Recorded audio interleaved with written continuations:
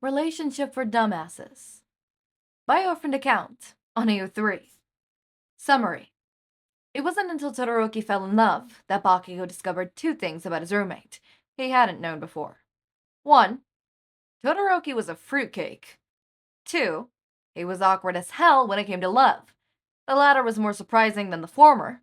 Anyone who dyed his hair like that couldn't not be gay. His name is Midoriya, Todoroki said, probably sighing with lovesickness and disgustingness under his resting bitch face. And he's amazing. Or that college AU in which Bakugou suffers an unrequiting love and is surrounded by dumbasses, and falls in love himself. Chapter 1, Episode 1. Not friends, not lovers. It started as most disasters do, with Bakugou Katsuki. Before the green little shit fell, before Halfy's whipped ass, before half her brains, it was Bakugou under the street lamp at 1 a.m. Giant flats around in the summer air, and thugs jumping up every other month or two. But this time was different. It was right before the UA Military University entrance exam, so naturally, he had been holding up at the library before getting shooed out at midnight. Figures nothing good ever happens after midnight. Out of the corner of his eyes, he saw a thicket of good-for-nothing assholes leaning up against the side of a brick building. And get this, Bakugou actually thought, in this run-down, vermin-infested shithole, that he could avoid them by not making eye contact. Yeah, right. At least before they pulled out their knives and laid him out, Bakugou held his ground and knocked a few fuckers down. He'd probably never forget the guy's wrinkly face and greasy gray hair. Shigaraki Tomura, he said. You fight pretty well. Why don't you join us? Fuck you, he spat in his face. Because 1, there was no way in hell he'd willingly hang around these swarmy fuckers, and 2, gang involvement would be on his permanent record, and then there'd definitely be no way UA would accept him. So he got thrashed. A gash under his eye, the length of Japan, a fuck ton of bruises, a cracked rib, he was pretty sure, and fucked up eyeliner. If it weren't for some model citizen driving down the road in his BMW, who the fuck drives at 1 a.m. in the morning? Then again, Bakugou can't really say for himself. He probably would have laid there for God knows how long. The guy wanted to take him to his house and treat him there, but Bakugou had had enough of shady people for the night, and with that wonky dye job of his, this half-red, half-white hair massacre was definitely shady. Suit yourself, the guy shrugged, dropping him off on a more well-lit sidewalk and drove off. Call it fate, whatever, but Bakugou saw him again a week later. Once he got home, he had cleaned his wounds until he felt like he had been run over by a mountain-sized car and not a drunk. 2 days later, he walked into the building where entrance exams were being held, looking like a hot mess. Red, manic punk, but still managed to pass the written and physical tests with top marks, so he figured he was feeling pretty good for a guy who just got beaten up and was content to forget about the whole thing. Until he's met his roommate. Or, actually, re-met. You're the one who got his ass kicked. Happy commented. And you're the asshole with the bad dye job. He shot back, because, excuse me, he did not get his ass kicked that hard. What the fuck are you doing here? I didn't see you at the entrance exams. I didn't take the exams. I was scouted. Happy murmured the last part. Translation, Daddy is rich. No wonder. No one else here can afford a fucking BMW. My dad, he has connections. Happy's voice catches in his throat, and the eye on the burned side of his face twitches. The small telling movement would have been missed by anyone else, but Bakugou's perceptive like that. There's a way why Happy's placeholder name was Happy instead of fucking Fryface. Bakugou's an asshole, but not that much of an asshole. Whatever, Happy. Todoroki Shoto. What? My name, Todoroki Shoto, not Happy. Bakugou Katsuki. He shoved his hands in his pockets. Sure, half and half might be an asshole sometimes, but that didn't mean he was going to let him hold him down. UA didn't allow freshman roommates exchange, something about learning to work with others and build relationships or whatever. Bakugo has a plan for his future. See, get into UA, get into the chemistry fellowship, graduate as a valedictorian, and join the military as chief technician, and head scientist specializing in explosives. He wasn't about to suffer a whole year and let a fucking roommate ruin his life. Bakugo ends up suffering anyways, because the guy wasn't like Bakugo, who rose with the sun every morning. Bakugo only saw Todoroki in some of their shared afternoon classes, and in the evening in their dorm room. Todoroki wasn't a bad guy. Sure, he was a bit of an icy bitch sometimes, and sure, he fucking cheated in Mario Kart, because there's no fucking way Bakugo, the king of Mario Kart, could lose in a fair game. And sure, he had the weirdest temperature preferences, and liked having the AC on full blast in the dead of winter. Watching with a smug bastard face as Bakugo shivered, he wasn't too bad of a roommate. Todoroki took care of Bakugo when he was sick, usually from the AC, which is Todoroki's fault anyways. And in return, Bakugo killed all the spiders. Sometimes they even studied together, since both their areas of study were science-related.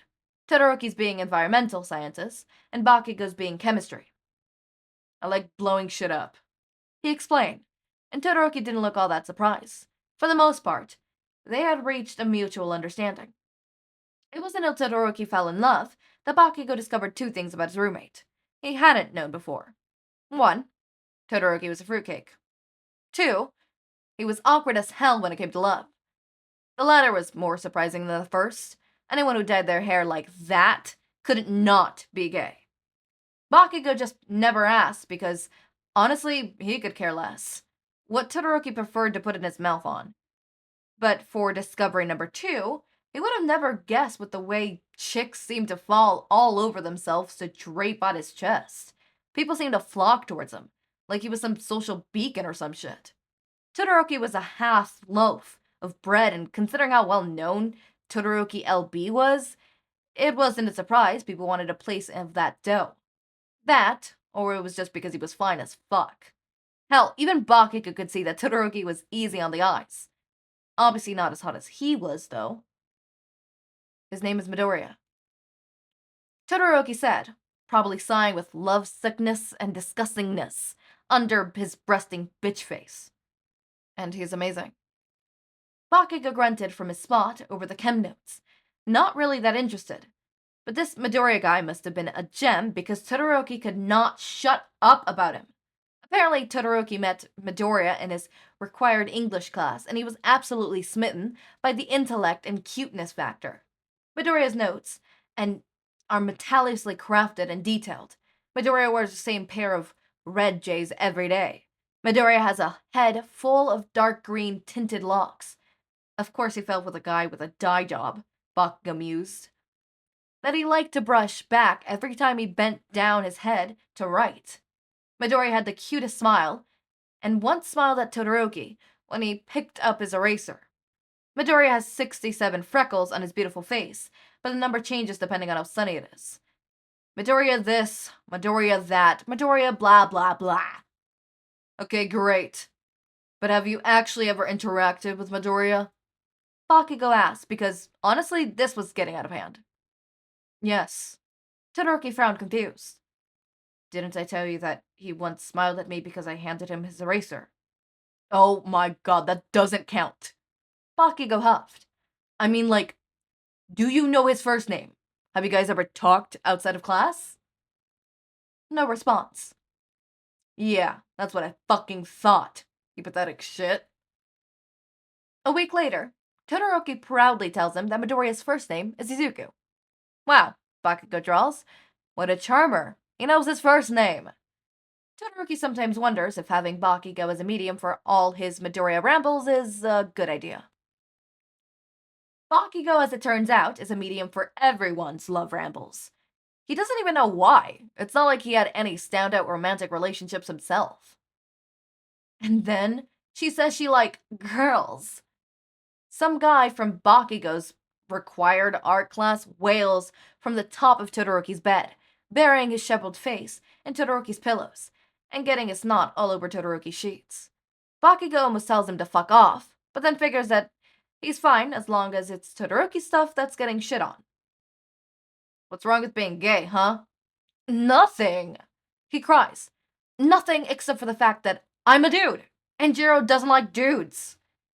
Bakugou sighs, pinching the bridge of his nose, and prays to God this fucker would hurry up and run out of tears so he could leave. Bakugou! He sniffs loudly. Great. Do you think things will work out between me and Jiro? How the fuck would I know? He says. He thinks it might be the dude's hair, though. Who dyes a lightning bolt on the side of their head? Hell, a bad dye job is probably the reason Todoroki's suffering, too. Some weeks later, Bakugou manages to get roped in with a bunch of fuckers who he never wanted to associate himself with. Ashido, or Black Eyes as he likes to call her because of the funky-colored contacts she likes to wear, and in return she calls him Blasty. To match your explosive personality, she had said, suggesting they had some group bonding time. Bakugou refused because he's obviously not part of the group. You just don't want to get your ass kicked in Mario Kart.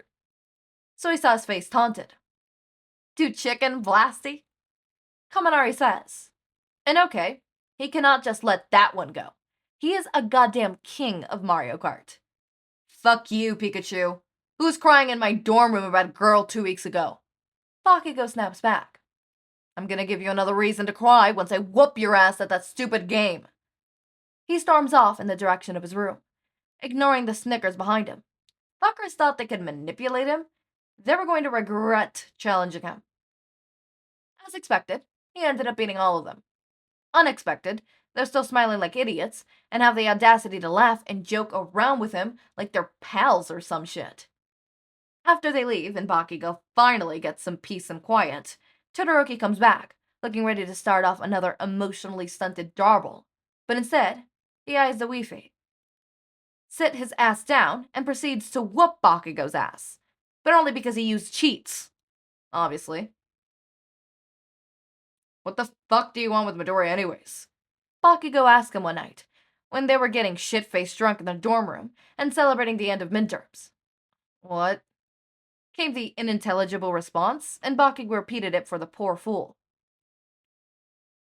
I wanna hold him and hug him and kiss him. Todoroki slurred and pressed the cool glass of the beer against his reddening face.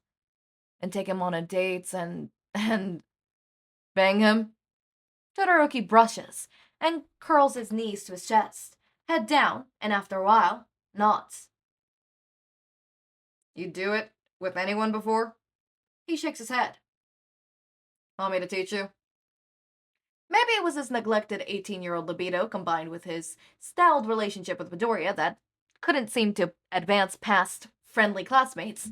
Maybe it was the way Bakugou phrased the question, smooth in Todoroki's drawn mind and made with every intention to help. Maybe it was Bakugou's long, pale throat that moved with every gulp of beer he took, or the way Bakugou smiled with a mouthful of teeth, dangerous and jagged, or the way his red eyes reflected the yellow glow of the cheap-ass lamp on the nightstand, and it made it seem like Bakugou wanted him. Maybe it was his last line that got him off the hook, line and sinker. Come on, I'll even let you call me Midoriya. No, Izuku. Todoroki wakes up with a neckline of bruises on his collarbone and one hell of a hangover. He forgets a lot of what happened last night, but he doesn't forget that he lost his virginity to his roommate. And one thing he won't ever forget, from the lack of pain in his ass. Baku bottomed. Okay, that was interesting. Now I'm wondering, who's Endgame? I need to, double check. Because it seems to be that this is a Bakugou perspective. Therefore, I have the feeling that it is Bakukiri that is, the main ship? But if so, why was Todoroki's ship tagged first? I'm so confused. Also, one-sided Bakugou / Izuku Is it on Izuku's side? I think it's almost always on Izuku's side. And then past Bakugou, Katsuki, and Todoroki relationship, I guess it's just like, you know, whatever the hell they did here. I'm confused. I'm confused. I thought this was going to be a mainly Todoroki fic, and we were going to see, like, the Todoroki side, but we have yet to even see Todoroki and Izuku interact. I think this is more Bakukiri. Either way, keep your eyes open. We could either have a lot of Bakukiri or we could have a lot of Todoroki. I'm not sure, actually. So, find out with me. So far, the premise is interesting. I'm not a big fan of college AU, so, like, that's me. As I said, I'm not a huge fan of college AU. College AU is, like, interesting, I guess. But, I need more. I need more than just college AU, right? Like, give me more. I need flavors, right? I think the only time I could suffice when it's just college AU is there's certain writers I know that, oh my fucking god, I love their writing style specifically. And, I would go through, literally just college AU. Don't get me wrong, it's like, I won't not read college AU, it's just, I don't actively search for college AU, unlike other fics. Like, I actively search for Izuku, content creator, or in a content creator X, you know, regular person kind of situation, or content creator X content creator, in the sense of, like, content creator Izuku X content creator Hitoshi situation. Like, those are ones that I absolutely love, right? I obviously search for quirkless Izuku. That's another one that I extremely like to search for and stuff like that. There's certain tags that I like to openly search for. Enemies to lovers is another one. Rivals to lovers. Idiots to lovers is my fave. I always look out for idiots to lovers / pining / mutual pining, or any of the tags that have any inkling that they're both pining and it is a nice slow burn and stuff like that. So there are certain things that I actively search for. College AU is not one of them. Not saying it's not my type of gig. I sometimes enjoy them. It's just, I most of the time like them when it's something else also added into it. I could say this for a lot of tags though, so I'll see where this leads. As I said, I'm not, like, huge on college AU. I'm more on, you know, flower shop AUs or coffee shop AUs. But I'm excited to see where this leads us.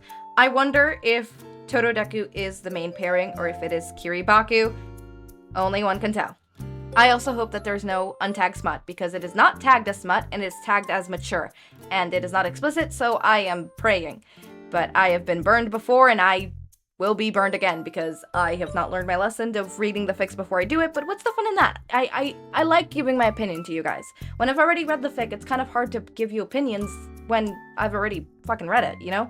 I guess I could still give you opinions and stuff, but it's not the same, you know? It's not the same.